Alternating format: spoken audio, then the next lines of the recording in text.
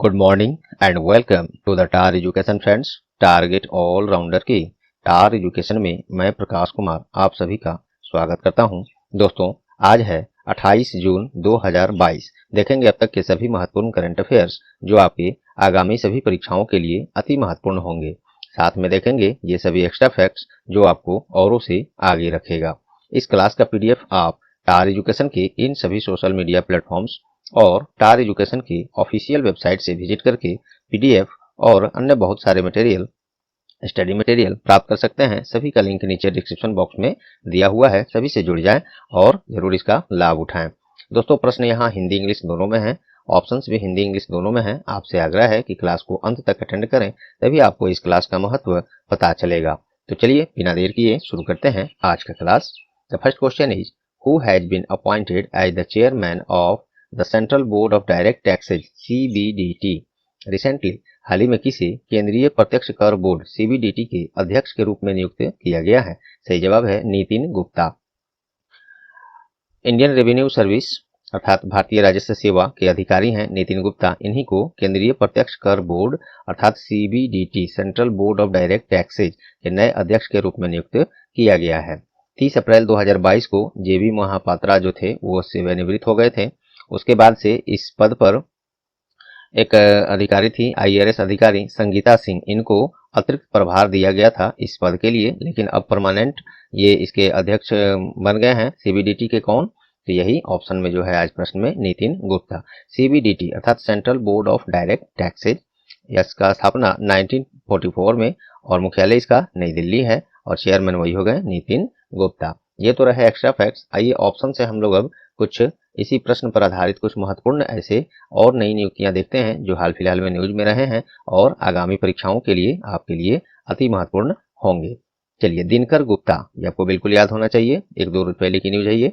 दिनकर गुप्ता को हाल ही में NIA नेशनल इन्वेस्टिगेशन एजेंसी अर्थात राष्ट्रीय जांच एजेंसी का नया महानिदेशक नियुक्त किया गया है अर्थात डायरेक्टर नियुक्त किया गया है। NIA नेशनल इन्वेस्टिगेशन एजेंसी, इसका स्थापना 2009 में, इसका मुख्यालय हेडक्वार्टर कहाँ है? तो वो है न्यू दिल्ली।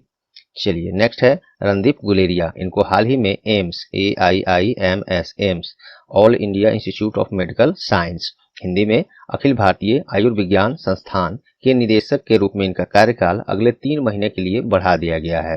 तो यही प्रश्न है कि एम्स के अभी निदेशक कौन है, डायरेक्टर कौन है? तो वो है रणदीप गुलेरिया। चलिए, नेक्स्ट है रंजना प्रकाश देसाई। इनको हाल ही में PCI press council of India के अध्यक्ष के रूप में नियुक्त किया गया है रंजना प्रकाश देसाई को। PCI अर्थात प्रेस काउंसिल ऑफ इंडिया, इसका स्थापना 1966 में, इसका भी हेडक्वार्टर मुख्यालय कहाँ है? तो वो है न्यू दिल्ली। चलिए दोस्तों, पहले प्रश्न से ये सभी एक्स्ट्रा फैक्ट्स, ऑप्शन से ये सभी फैक्ट्स हमने दिया। उम्मीद करता हूँ आपको ये सब पसंद आए होंगे, परीक्षा उपयोगी लगे होंगे। यदि लगे हैं तो प्लीज अब तक वीडियो को लाइक बटन नहीं दबाए हैं तो दबा दीजिए और इस क्लास को लास्ट में क्लास सेशन समाप्त होने के बाद इसे अपने सभी एजुकेशनल ग्रुप्स फ्रेंड्स जो लोग तैयारी कर रहे हैं उन्हें शेयर करके टार एजुकेशन का सहयोग करें। और चैनल पर आप नए हैं या चैनल को अब तक सब्सक्राइब नहीं किए हैं तो अभी सब्सक्राइब बटन दबा दें और साथ में बेल आइकन भी दबा दें। दोस्तों, मुझे पूरा उम्मीद है इतना सहयोग आप लोग जरूर करेंगे। चलिए नेक्स्ट देखते हैं हम लोग question. Second question is where has India's largest floating solar power plant has been launch recently. हाल ही में भारत की सबसे बड़ी तैरती सौर ऊर्जा परियोजना का शुभारंभ कहाँ हुआ है? तो ये हुआ है कायमकुलम। देखिए, टाटा पावर की पूर्ण स्वामित्व वाली company Tata power solar system ने केरल के, कहाँ है कायमकुलम? तो केरल में है। केरल के यही कायमकुलम में 350 एकड़ जल निकाय बैक वाटर क्षेत्र में भारत की सबसे बड़ी तैरती हुई सौर ऊर्जा परियोजना को चालू करके एक बड़ी उपलब्धि इसने हासिल किया है। और ये प्रश्न में आपने देखा भी, सबसे बड़ी है तो काफी महत्वपूर्ण है। सबसे बड़ी तैरती हुई सौर ऊर्जा परियोजना केरल के कायमकुलम में ये शुरू कर दिया गया है।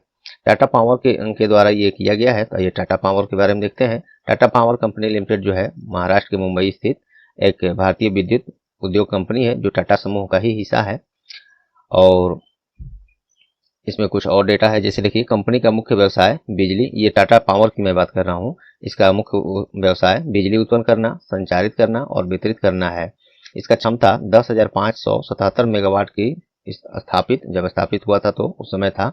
इस क्षमता के साथ यह भारत की सबसे बड़ी यूनिफाइड अर्थात एकीकृत बिजली कंपनी है। टाटा पावर की स्थापना 18 सितंबर 1919 में, मुख्यालय इसका वही महाराष्ट्र के मुंबई में है। MD and CEO Praveer Sinha है। केरल में लगा है ये भारत का सबसे बड़ा तैरता हुआ सोलर पावर प्लांट प्रोजेक्ट। तो केरल के कायमकुलम में, तो देखते हैं केरल के बारे में। केरल की राजधानी तिरुवनंतपुरम है। मुख्यमंत्री पिनरई विजयन है और राज्यपाल आरिफ मोहम्मद खान है।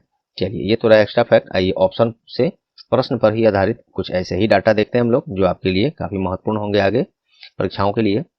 चलिए, जयपुर क्यों न्यूज में है? तो हाल ही में कहाँ विश्व के तीसरे सबसे बड़े क्रिकेट स्टेडियम का आधारशिला रखा गया है? तो अपने ही देश में राजस्थान की राजधानी जयपुर में विश्व के तीसरे third largest cricket stadium of the world, विश्व के तीसरे सबसे बड़े क्रिकेट स्टेडियम का आधारशिला जयपुर में रखा गया है। ये तो है तीसरा सबसे बड़ा जहाँ वो बनने जा रहा है। तो बात करें अगर हम लोग विश्व का सबसे बड़ा क्रिकेट स्टेडियम कहाँ है, तो काफी गर्व की बात है, ये अपने इंडिया में ही है। गुजरात के अहमदाबाद में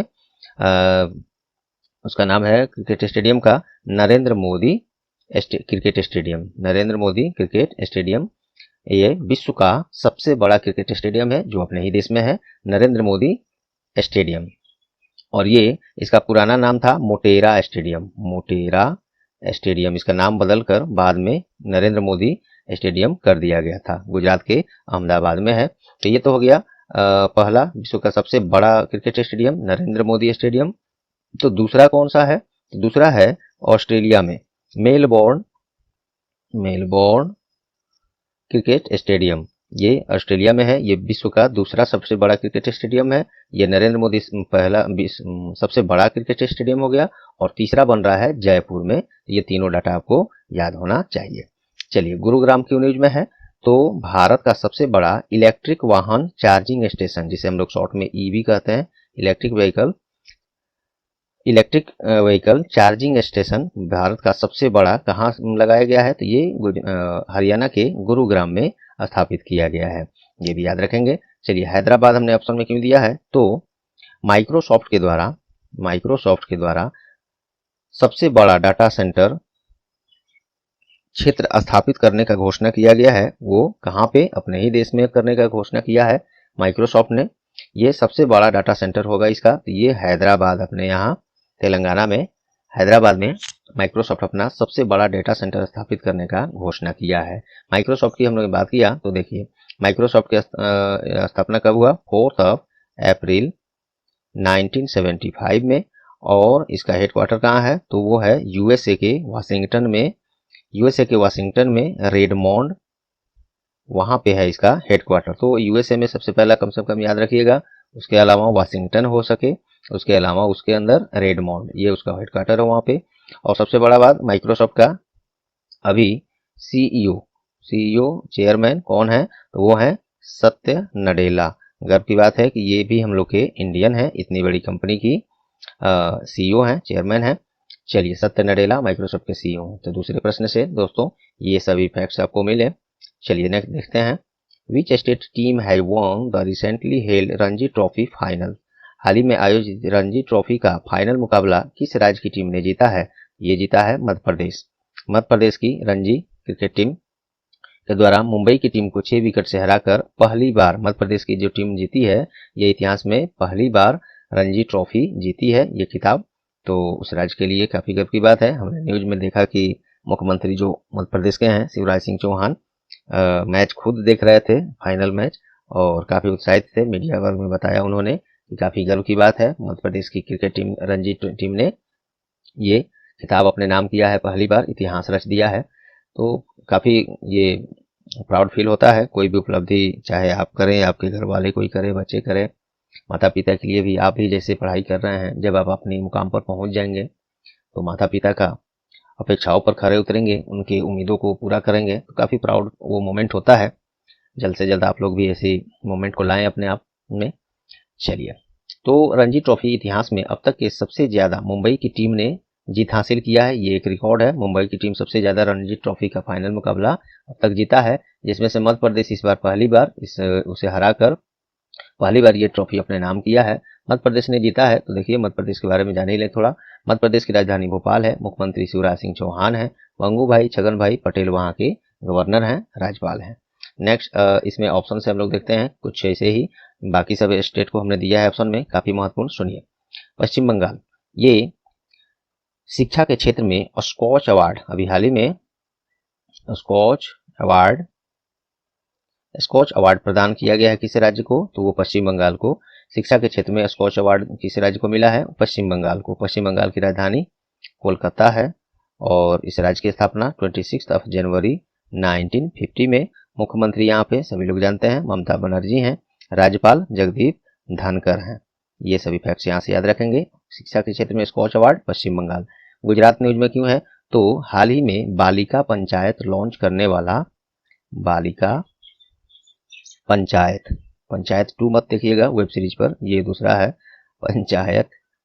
तो बालिका पंचायत लॉन्च करने वाला भारत का पहला राज्य कौन बन गया है, गुजरात। बालिका पंचायत से आप क्या समझ रहे हैं, ऐसे मैंने डिटेल में पढ़ाया था डेली करंट अफेयर्स क्लास में, तो जरूर आपको याद होगा। बालिका पंचायत ये है कि ग्राम पंचायत जो चलता है ग्राम, तो उसमें अब ये क्या होगा बालिका पंचायत से कि इसमें 11 से 21 वर्ष की उम्र की बच्चियां इस पंचायत को चलाएंगी, पूरा इसका हैंडल और प्रशासनिक से लेकर सब कुछ वही हैंडल करेंगी। तो बालिकाओं के द्वारा इसको संचालित किया जाएगा इस ग्राम पंचायत को। तो वही है, ऐसा करने वाला गुजरात पहला राज्य बन गया है। गुजरात की राजधानी गांधीनगर है, गांधीनगर। और गुजरात के वर्तमान मुख्यमंत्री भूपेंद्र पटेल हैं और राज्यपाल आचार्य देवव्रत हैं। चलिए नेक्स्ट है उत्तराखंड। ये न्यूज में क्यों है, तो हाल ही में हेल्थ केयर सेक्टर में ड्रोन रोल आउट करने वाला भारत का पहला राज्य कौन बन गया है, उत्तराखंड। स्वास्थ्य के क्षेत्र में ड्रोन का प्रयोग करेगा उत्तराखंड और ऐसा करने वाला ये पहला राज्य भारत का बन गया है। उत्तराखंड की 2 राजधानियां हैं, एक है देहरादून जो विंटर सीजन के लिए होता है, एक है गैरसेन, ये होता है समर सीजन के लिए। और इस राज्य का स्थापना 9 नवंबर 2000 में, सन 2000 में। चलिए बताइए उत्तराखंड राज्य का स्थापना किस राज्य से क्षेत्र को अलग करके इस राज्य का निर्माण हुआ, कमेंट में जरूर बताइए, देखते हैं कितने लोग बता पाते हैं। और मुख्यमंत्री यहाँ पे अभी पुष्कर सिंह धामी हैं और राज्यपाल लेफ्टिनेंट जनरल गुरमीत सिंह हैं उत्तराखंड के राज्यपाल। चलिए नेक्स्ट क्वेश्चन हम लोग देखते हैं। Where has the United Nation General Assembly conference 2022 been organised recently. हाल ही में संयुक्त राष्ट्र महासभा सम्मेलन 2022 का आयोजन कहाँ किया गया है, तो ये किया गया है लिस्बन में। संयुक्त राष्ट्र महासभा सम्मेलन का आयोजन किया गया है लिस्बन में। लिस्बन जो है पुर्तगाल की राजधानी है, वहीं पे संयुक्त राष्ट्र महासभा सम्मेलन 2022 का आयोजन किया गया है, मेजबानी किया है लिस्बन ने, जो पुर्तगाल की राजधानी है। और इस सम्मेलन में भारतीय प्रतिनिधित्व केंद्रीय राज्य मंत्री स्वतंत्र प्रभार विज्ञान और प्रौद्योगिकी डॉक्टर जितेंद्र सिंह के द्वारा किया गया है। और सम्मेलन की सह मेजबानी केन्या और पुर्तगाल की सरकारों के द्वारा, ये दोनों मिलकर इसकी मेजबानी इस बार कर रहे हैं। पुर्तगाल में हो रहा है, तो देखिए पुर्तगाल की राजधानी लिस्बन है, मुद्रा वहाँ पे यूरो चलता है। एंटोनियो कोस्टा पुर्तगाल के अभी प्रधानमंत्री हैं और प्रेसिडेंट हैं अभी मार्सेलो रेबेलो डी सोजा, ये वहाँ के राष्ट्रपति हैं। आइए कुछ इसी तरह के कुछ अंतर्राष्ट्रीय स्तर के शिखर सम्मेलन के बारे में हम लोग देख लेते हैं, जो कब कहाँ होंगे या हो चुके हैं, जिससे प्रश्न बनते हैं। चाइना न्यूज में क्यों है, तो हाल ही में 14वां ब्रिक्स शिखर सम्मेलन 2022, 14वां ब्रिक्स शिखर सम्मेलन 2022 का आयोजन हाल ही में मेजबानी चाइना के द्वारा किया गया है। ब्रिक्स क्या है, तो देखिए a group of Brazil, Russia, India, China, South Africa, ये होता है ब्रिक्स 5 राष्ट्रों का एक समूह है और इसका स्थापना 2006 में हुआ है और मुख्यालय इसका हेडक्वार्टर कहाँ है, चाइना के संघाई में। चाइना के संघाई एक बड़ा शहर है चाइना का, राजधानी नहीं है। चाइना की राजधानी कहाँ है, तो बीजिंग है, ये सब याद रखेंगे। जम्मू कश्मीर काफी मोस्ट इंपोर्टेंट है ये आपके लिए, आगे एग्जाम में जरूर आएंगे यहाँ से। जम्मू कश्मीर क्यों न्यूज में है, तो G20 शिखर सम्मेलन 2023, G20 का शिखर सम्मेलन 2023 अपने यहाँ जम्मू कश्मीर में आयोजित अगले वर्ष किया जाएगा। काफी गर्व की बात है, इतनी बड़ी ये आयोजन होस्टिंग अपने इंडिया को मिला है। G20 शिखर सम्मेलन 2023 जम्मू कश्मीर में किया जाएगा। G20 क्या है, तो देखिए G20 अर्थात ग्रुप ऑफ 20, ये विश्व के 20 सबसे शक्तिशाली राष्ट्रों अर्थात अर्थव्यवस्थाओं का बना एक संगठन है G20, जिसमें 19 देश शामिल हैं प्लस 19 के अलावा एक यूरोपियन यूनियन भी इसमें शामिल है। टोटल मिलकर होता है 20 और यही होता है G20 अर्थात ग्रुप ऑफ 20। इसमें कुछ डाटा मैं आपको बता दूं। G20 में देखिए, G20 में जो 19 राष्ट्र और एक यूरोपियन यूनियन, इसका ये जो है पूरे विश्व का सकल विश्व उत्पाद लगभग का, जैसे हम लोग का GDP होता है उसी तरह GWP इसको कहेंगे। तो सकल विश्व उत्पाद का लगभग 90% हिस्सा ये 20 कंट्री ही कवर करते हैं और विश्व के टोटल पूरे व्यापार का ट्रेडिंग का व्यापार का 75 से 80% ट्रेडिंग जो है व्यापार यही 20 राष्ट्र जो हैं कवर करते हैं और विश्व के पूरे आबादी का पॉपुलेशन का 2/3 2/3 पॉपुलेशन यही G20 कवर करते हैं। ये सभी डाटा आपके लिए काफ़ी महत्वपूर्ण है, इसको नोट डाउन कर लीजिएगा या कहीं डिस्क्रिप्टिव में आपको जरूरत पड़े तो डालिएगा, काफ़ी फायदे उससे होंगे। जापान की न्यूज में है तो हाल ही में क्वाड शिखर सम्मेलन जो है 2022 का, ये इसकी मेजबानी किसने किया है? जापान में किया गया है, जापान के द्वारा। क्वाड का मतलब आप समझ ही रहे हैं, चतुर्भुज।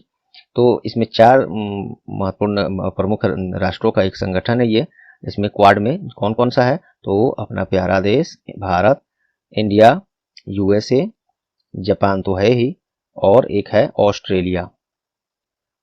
ये 4 देश का राष्ट्रों का एक संगठन है क्वाड शिखर सम्मेलन जो होता है और इस बार इसकी मेजबानी जापान के द्वारा किया गया है। उम्मीद करता हूं दोस्तों ये सभी आपको अभी तक पसंद आए, परीक्षा उपयोगी लगे होंगे। चलिए नेक्स्ट है, which country has recently launched a solid fuel rocket Juliana in space. हाल ही में किस देश के द्वारा अंतरिक्ष में ठोस ईंधन वाला रॉकेट जुलियाना ये लॉन्च किया गया है? तो ये किया है ईरान ने। ये आपसे पूछा जाता है कि ये रॉकेट, ये मिसाइल, ये इस तरह का टेस्ट किस देश के द्वारा किया गया? ऐसे प्रश्न निश्चित तौर पर अब तक बहुत बन चुके हैं हाल फिलहाल में, तो इस तरह के प्रश्न भी आपको जानने जरूरी हैं। तो ईरान ने ये लॉन्च किया है जुलियाना रॉकेट,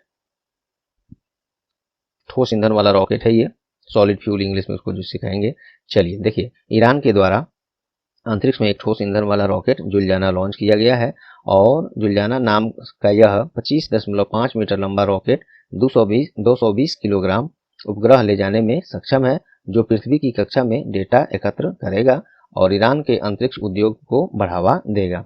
ये जुलियाना जो है, जो कि रॉकेट का नाम दिया गया है, इसका नाम पैगंबर मोहम्मद के पोते इमाम हुसैन के घोड़े के लिए रखा गया था। उसी पर आधारित इस रॉकेट का नामकरण किया गया। ईरान की राजधानी तेहरान है, मुद्रा वहां पे ईरानियन रियल चलता है। नेक्स्ट इसमें हम लोग ऑप्शन देखते हैं।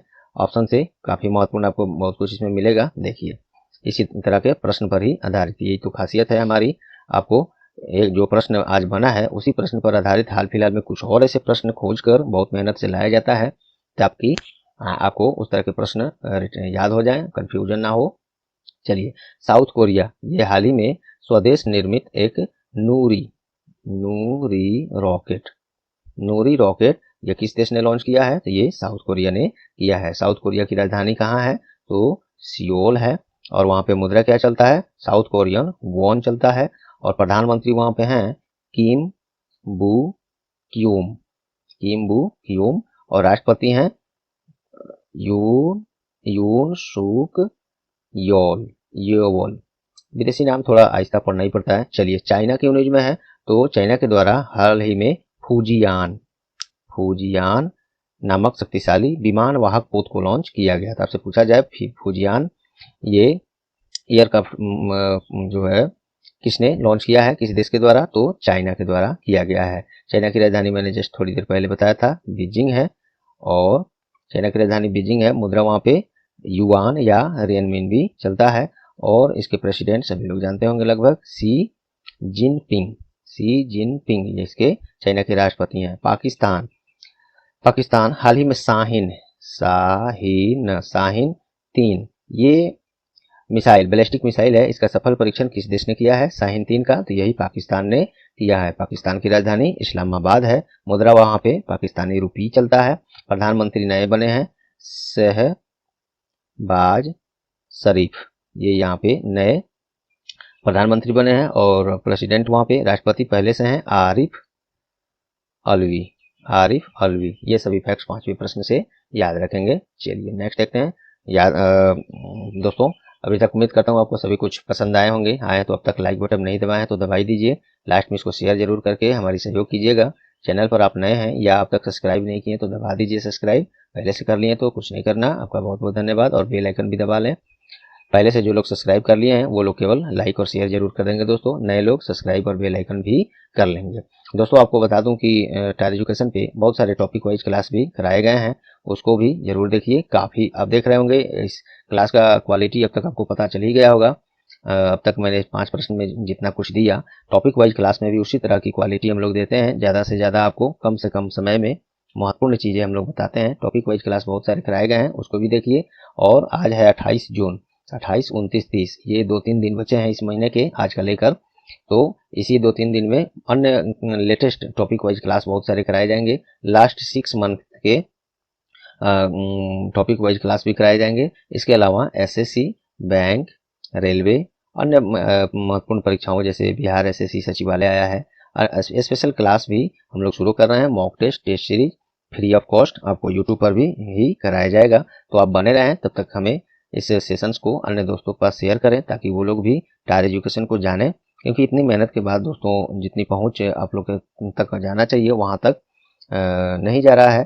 क्योंकि इसमें यूट्यूब भी इसमें हेल्प नहीं कर रहा है, इम्प्रेशन वीडियो को ज़्यादा नहीं दे रहा है।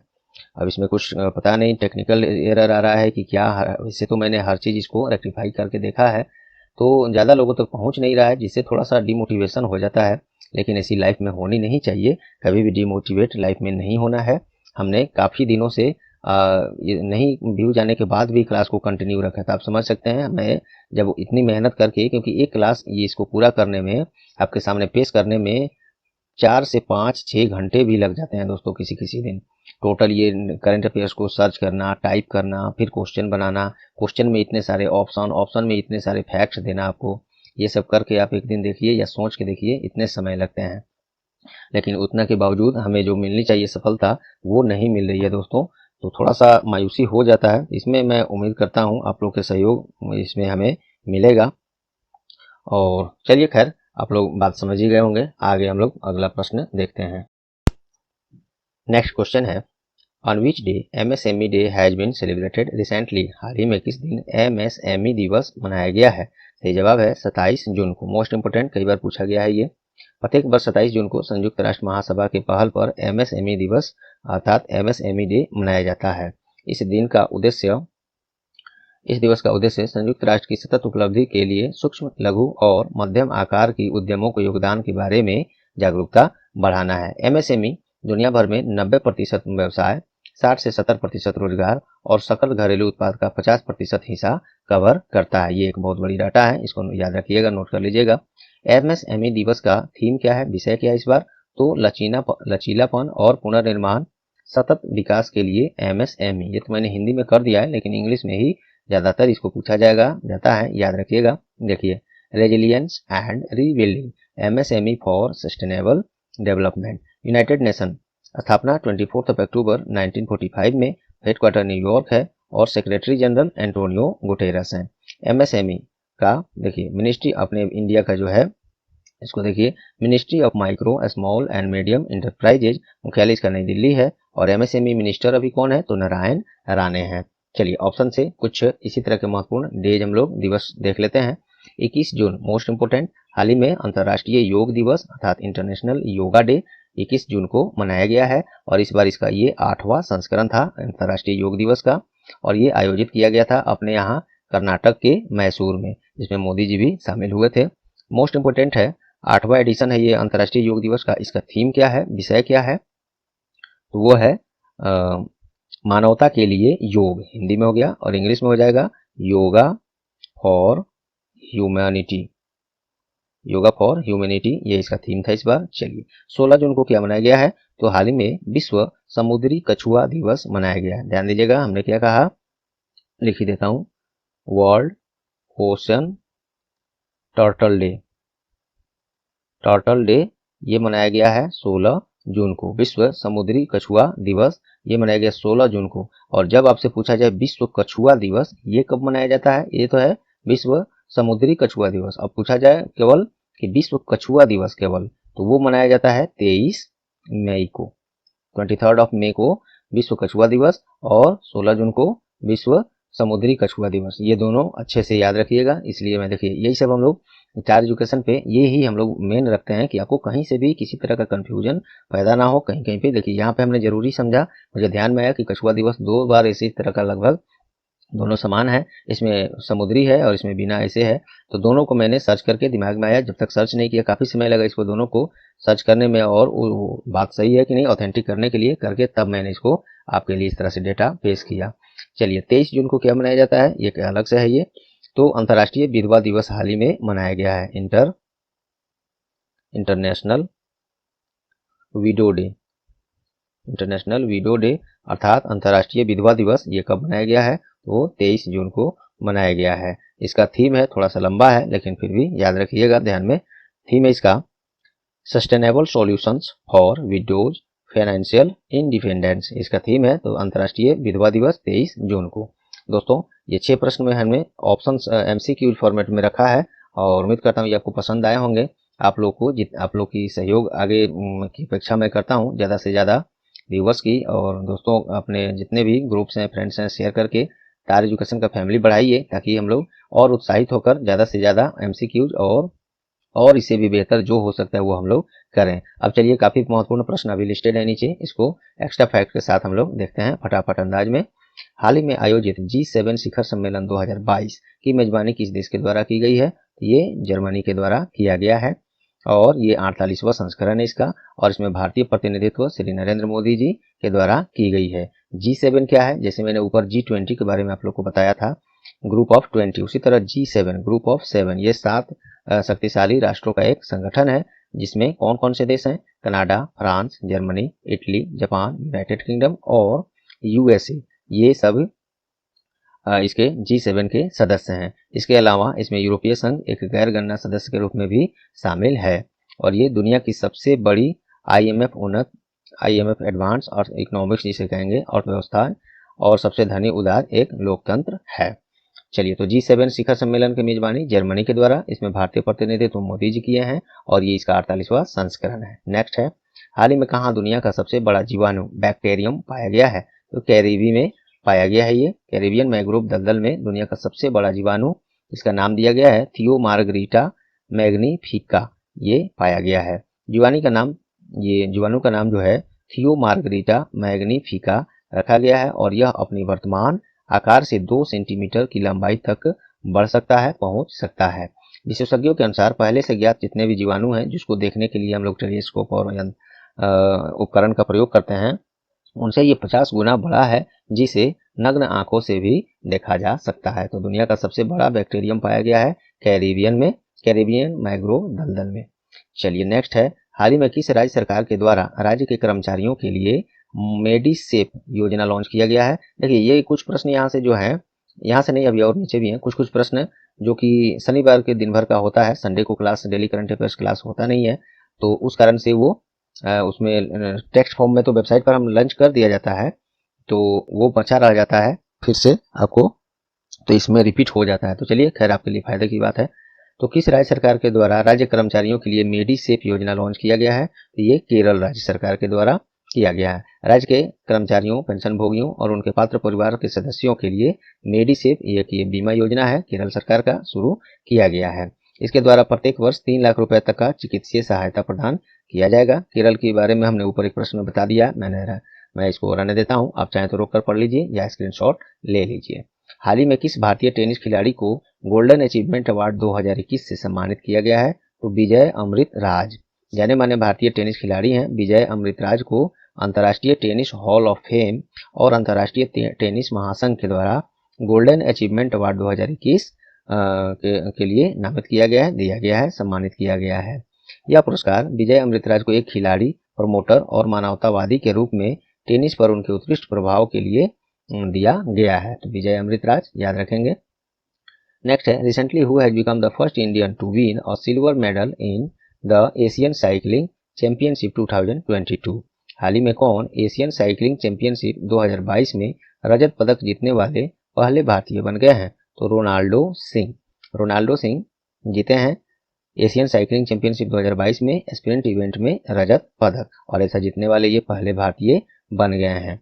14 वर्षीय रोनाल्डो सिंह लैटनजम मणिपुर राज्य से संबंध रखते हैं। इनसे ये पूछा जाता भी है, रोनाल्डो सिंह जैसे पूछ देगा कि ये किस खेल से संबंधित है, किस राज्य से संबंधित है, ऐसे भी प्रश्न बनते हैं, एग्जाम को टफ करना होता है। तो चलिए नेक्स्ट इसमें देखते हैं। हाल ही में जाने माने गीतकार, लेखक और पत्रकार का निधन हुआ है। क्या नाम है उनका? तो वो हैं चौलूर कृष्ण कुट्टी। प्रसिद्ध गीतकार, लेखक और पत्रकार थे चौलूर कृष्ण कुट्टी। इनका 46 वर्ष की उम्र में निधन हो गया है। कृष्णनन कुट्टी जो है 3000 से अधिक भक्ति गीत और 200 से अधिक पुस्तकें भी इन्होंने लिखा है, और ये अपने लास्ट स्टेज में मतलब मरने से कुछ साल पहले तक मलयाला मनोरमा दैनिक में ये असिस्टेंट जो है एडिटर थे, संपादक थे। चलिए नेक्स्ट देखते हैं। हाल ही में कौन भारत की पहली की पॉप स्टार बन गई है? ये श्रेया लंका। ये न्यूज वेबसाइट पर मैंने बहुत पहले दे दिया था, लेकिन यूट्यूब पर ये पता नहीं कैसे छूट गया था, कल मुझे ध्यान आया तो फिर से ला दिया हूँ इसको। देखिए उड़ीसा राज्य की हैं ये, अपने यहाँ से इंडिया से रहने वाली श्रेया लंका। ये जो है कोरियाई पॉप सिंगिंग में काफ़ी इंटरेस्टेड थी, यूट्यूब पर सुन के देख के और सीखती थी। ऑडिशन भी यूट्यूब पर ही इन्होंने दिया था और उसमें इनका सिलेक्शन हो गया है। तो इसलिए भारत की पहली की पॉप स्टार, अर्थात की का मतलब है कोरियन, पॉप स्टार बन गई। देखिए यहाँ पे है भी, बन गई हैं। उड़ीसा की हैं तो उड़ीसा की राजधानी भुवनेश्वर। 1 अप्रैल 1936 को उड़ीसा राज्य का स्थापना। नवीन पटनायक मुख्यमंत्री और राज्यपाल गणेशी लाल हैं। चलिए नेक्स्ट है। हाल ही में केम्पेगौड़ा इंटरनेशनल अवार्ड से सम्मानित किया गया है। किसे? तो प्रकाश पादुकोण को ही नहीं, दो और नाम है, ऑप्शन में मैं एक ही दिया हूँ। देखिए कौन कौन है वो। तो नाथ प्रभु केम्पेगौड़ा जयंती के अवसर पर केम्पेगौड़ा अंतर्राष्ट्रीय पुरस्कार के पहले संस्करण से कर्नाटक राज्य सरकार ने पूर्व मुख्यमंत्री M S. Krishnan, N R. Infosys, sorry यहाँ से फिर से देखिए, पूर्व मुख्यमंत्री एस.एम. कृष्णा और इंफोसिस के नारायण मूर्ति और पूर्व भारतीय बैडमिंटन खिलाड़ी कौन? प्रकाश पादुकोण। ये 3 व्यक्तियों को ये पुरस्कार अर्थात केम्पेगौड़ा इंटरनेशनल अवार्ड दिया गया है। क्या है केम्पेगौड़ा इंटरनेशनल अवार्ड? तो देखिए केम्पेगौड़ा पुरस्कार या नाद प्रभु केम्पेगौड़ा पुरस्कार एक बृहत बेंगलुरु महानगर पालिका का, जो बेंगलुरु कर्नाटक में है, भारत, मतलब यहाँ से फिर से समझ लीजिए, भारत के कर्नाटक के बेंगलुरु महानगर में प्रतिवर्ष दिया जाने वाला एक नागरिक पुरस्कार है। और केम्पेगौड़ा इंटरनेशनल पुरस्कार का नामांकन देखिए किस आधार पर किया जाता है, किस आधार पर चुना जाता है। तो चिकित्सा, शिक्षा, मीडिया, खेल, रंगमंच, फिल्म, साहित्य, पर्यावरण, लोकगीत, संगीत, नृत्य, योगासन, न्यायपालिका, पत्रकारिता, संस्कृति, फोटोग्राफी, सामाजिक सेवा के क्षेत्र में नागरिकों के उल्लेखनीय योगदान के लिए जो करते हैं उनके लिए ये पुरस्कार बनता है, दिया जाता है केम्पेगौड़ा इंटरनेशनल अवार्ड। चलिए हाल ही में किस दिन यातना से पीड़ितों के समर्थन में अंतर्राष्ट्रीय दिवस मनाया गया है, अर्थात international day of support of victims of torture. ये मनाया जाता है 26 जून को प्रत्येक वर्ष।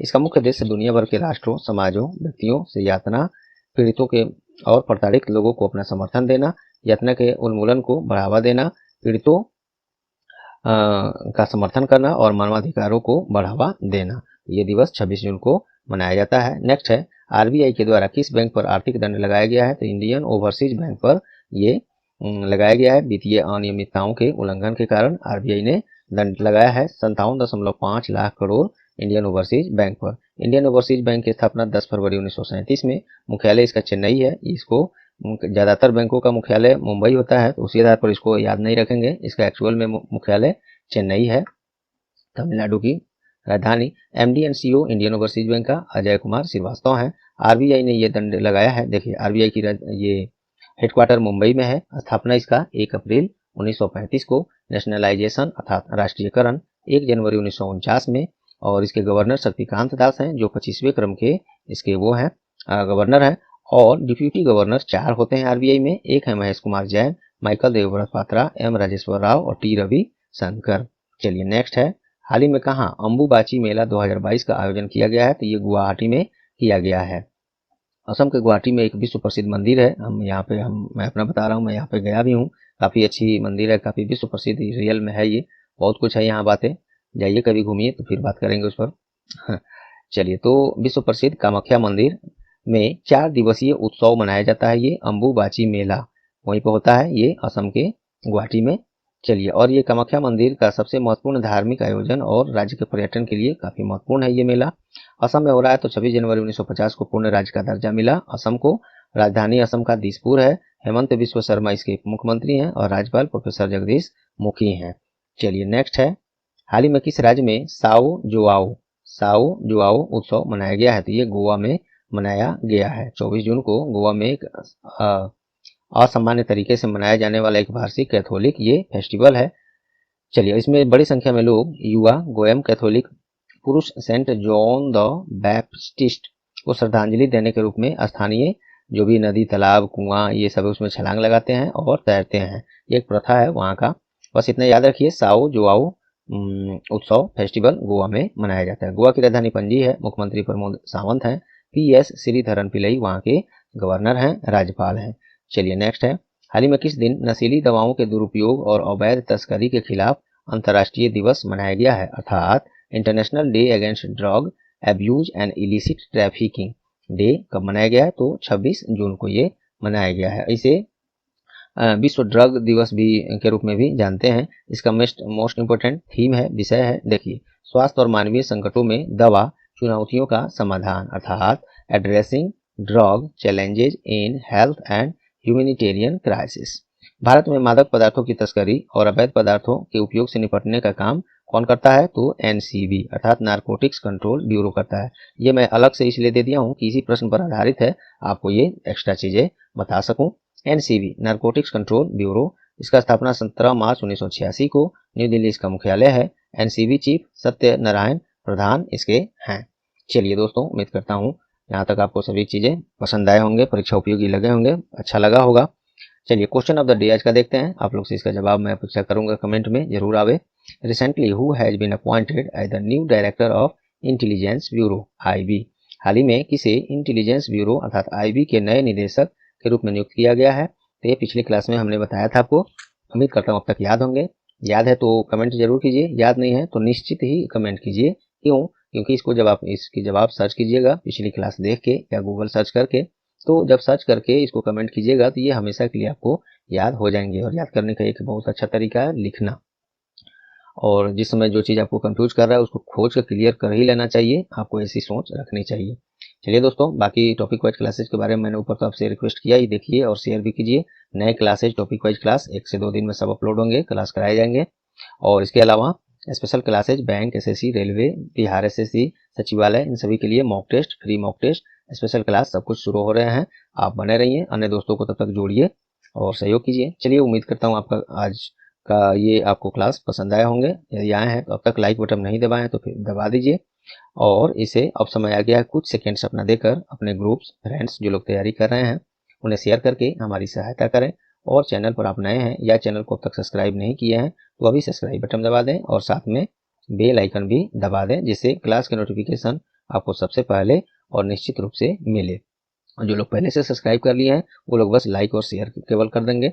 और आप साथ ही इन सभी सोशल मीडिया प्लेटफॉर्म्स और हमारे ऑफिशियल वेबसाइट tareducation.blogspot.com पर विजिट करके, सभी का लिंक नीचे वैसे दिया हुआ है, विजिट करके अन्य स्टडी मटेरियल और अपडेट्स के लिए सभी से जुड़ जाएं। तो चलिए दोस्तों, मिलते हैं अगले क्लास में, तब तक के लिए good bye, all the best.